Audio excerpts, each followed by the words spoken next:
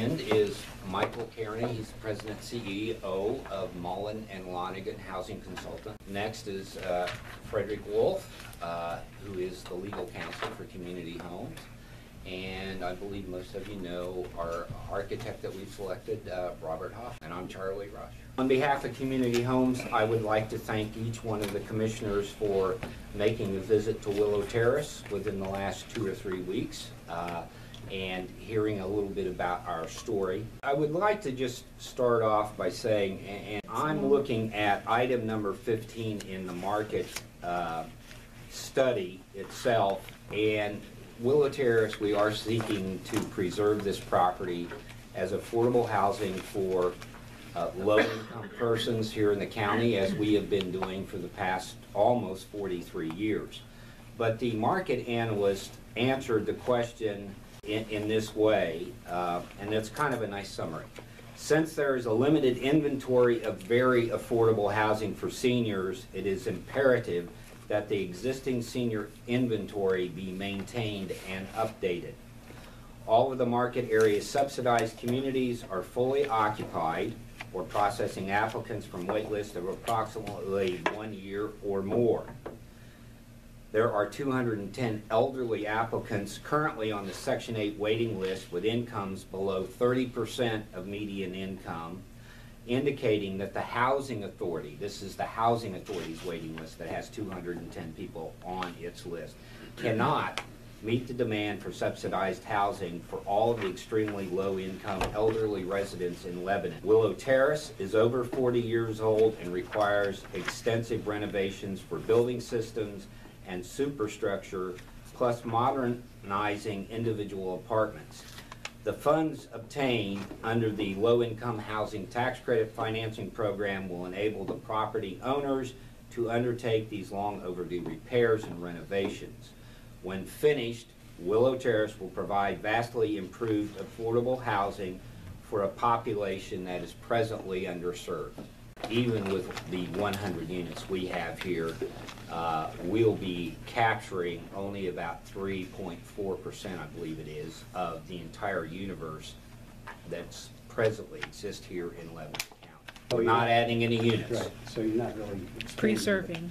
Right. Over the next 5 years, the primary market area is expected to increase its base of senior households age 62 and older. Based on 2015 estimates from ESRI, Real Property Research Group estimates that 48.5% of senior renter households age 62 and older in the primary market earn less than $25,000. Therefore, the units at Willow Terrace would be affordable to a considerable portion of senior renter household. Again, talking about capture rates, they cite a large demand for affordable senior housing. Because we do have an existing Section 8 contract, and because that we plan to reach to people with incomes as little as 20% of area median income, the subject's pricing advantage for these unit ranges from 7% to 222%. I say all this to say there is now, and I evidence that by the fact that we have only 2 apartments vacant in the building right now, and there will continue to be a strong demand for affordable housing here in Lebanon County. Preservation Rehabilitation Project. One of the most important ones is the fact that the building currently has no handicapped accessible apartments in the building. Post-rehab, we will have a total of 10 or 10% of the property will have fully handicapped accessible apartments. Of our hard construction cost, more than half of it, or more than $4 million, will be utilized to replace the existing heating, ventilation, air system, the plumbing system, the electrical systems, and these will all be done with higher energy efficient systems. The idea is simply, in an era of very scarce resources, we're going to make this building as efficient as we possibly can to keep our operating costs post-rehab as low as we possibly can. Finally, I'd like to say that As you all know, we have a relationship with Albright Care Services, and in November of 2011, they opened the Albright Life Center. We have asked them, and they have agreed to take on administering a supportive services plan that will address needs of disabled persons living in this building, both current and future, that aren't ready for skilled nursing facilities, but they certainly have deficits in their daily lives. Could you verbally, and is it in this documentation that you gave us, outline what you are requesting from the county and the length of time, if it's a loan for payback, that sort of thing? The cover letter, it's not directed in the packet per se, Commissioner Litz, but on the cover letter I have under the regarding section of the letter, we are requesting a non-performing loan in the amount of $500,000. You know, typically with the Act 137 loans that we receive in these projects, as well as federal home loans that are provided, they're typically 30-year loans at 0%, because there's typically not sufficient cash flow to truly amortize the debt. That's your typical term, is 30 years, 0%, and that loan gets paid at the end of the 30-year term. Well, I just would make a comment, and it doesn't mean that I'm in opposition to this. I think, I'm not speaking for the other commissioners, but I'm sure it's something that we can support. But, you know, I have to honestly say that having visited your facility, and I recognize that there may be some issues with the fact that there's steam boilers, and the building is in very nice shape, and I don't think you have to be embarrassed when you show these units and rent them in the present condition that they're in. So, and I guess that's why I ask the questions: are we going to be serving any more folks that have need for this kind of facility? Because to invest in, obviously the county's not investing the full amount of money, but to make that kind of investment to improve a building that's not in really bad shape and not to increase the number of folks that we serve is a little bit concerning to me. But it certainly is worthy to keep the facility in prime conditions. It's one of these issues of where the state has their criteria. They have an architect's guide. They have certain criteria they want us to meet, and it's one of these types of things where you have one shot to do your project, and the state looks at it as they say, well, we don't want you to put 3 or 4 different band-aids on it. We want you to come in and we want you to do it everything now, because it's the only opportunity you're going to get. Because with the tax credit program, we only have, if we get tax credits, we're required to maintain this as affordable housing for the next 30 years, and we're not eligible to go back and apply for tax credits again for at least 15 years. And what it does do, though, is it does reposition us in the market. There's always new product coming on the market, and it will help us to remain competitive against that new product as well. And it also will help alleviate rising maintenance costs, because as systems wear out and so forth, it's more expensive to maintain those. And now we have the state now has imposed this year newer energy standards, which will help hopefully reduce the overall operating cost of the property. And we see this all the time with a 42-year-old building. And this is a preservation project. The building really is worn out.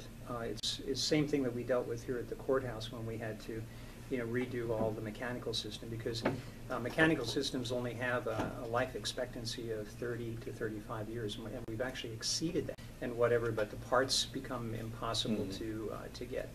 It is in the central business district as well, and it's a prime piece of our downtown, and I think from that perspective, in addition to all the people that are going to benefit from having the opportunity to live there, it's really an important part of the community to make sure that it's preserved, I think. When I looked at the project, what I saw was something similar, and I think Bob alluded to this, as the Honeywell audits that we do and the upgrades on all the mechanicals, and in the long run it's going to save the company money, or the county in the case of Honeywell, and prolong the life of the building. So it seems to me like a necessity. Many of the things that are wrong that need to be addressed, you just don't see because they're inside the walls and inside the floors and whatever. And although the building appears, to be because they keep it in very good shape. Right. People will be inconvenienced, and Charlie will have to make accommodations for people during the construction. Once the application is in, and if we went swimmingly well, we will not hear whether the tax credit application is approved until late May or early June. Then you have the other side of it, which is the investor side. That would be, in our case, we believe it's going to be Fulton Bank. We, I think at the very earliest, would be able to come to some kind of a closing at the very earliest, December of 2015. The construction period, if I remember it correctly, that the development team has been talking about will be altogether 72 weeks long. But for a period of between 50 and 54 weeks is when I'll be moving people in and out of their apartments so that we can get in, do the demolition, and bring everything up to where we want to do that. Indicating the approximate completion of construction to occur at the earliest in late May or early June 2017. The second part is the non-performing loan. There was a loan from this fund to community homes in maybe around 2000 or maybe the late 90s for Hill Terrace. That was paid back in pretty short order. Do you anticipate this being a 30-year payback, or under any circumstances does it come back early? It's unlikely because The major improvements for the apartments, as Charlie mentioned, 10 of the apartments will be fully ADA accessible with the turning radius and the toilet and what have you. The other apartments, we are changing the configuration of the kitchens and the bathrooms to make them more, even though they're not technically ADA accessible, they will be much more accessible in a much better way. And the visitability, and what that has to do with it is somebody who's in a wheelchair would actually be able to get into the apartment, into the bathroom, into the kitchen, and do all the things that you would need to do as a visitor. So The people who will be displaced during construction, will they be relocated within the building or somewhere else? And also, how many people will be, so to speak, dislocated at a time?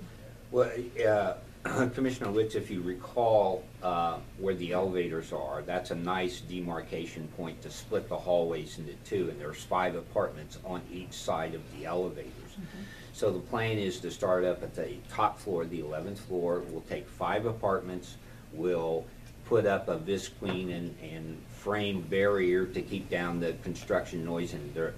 Initially, we will, and it's included in this budget, relocation costs. We will initially take the first 5 tenants and we will literally move them out of the building. We'll store all their furnishings, and we'll do our work, and then as we come back in, we really believe that most of this will not be new rentals. It will be existing people moving back into a much better apartment and building when we get everything done.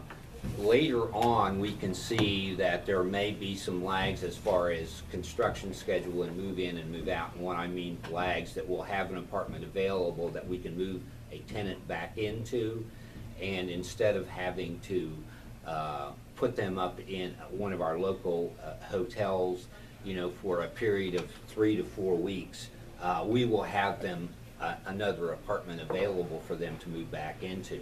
And then once we're done and they're ready to move back in, we'll take their possessions out of storage and we'll bring it back into their apartments. We'll not impose upon them financially in any way. It will be inconvenient, I grant you that, but financially, they're going to be okay. So it's a combination of hotels and in-house Yes. apartments? Yes, ma'am. Okay, thank you.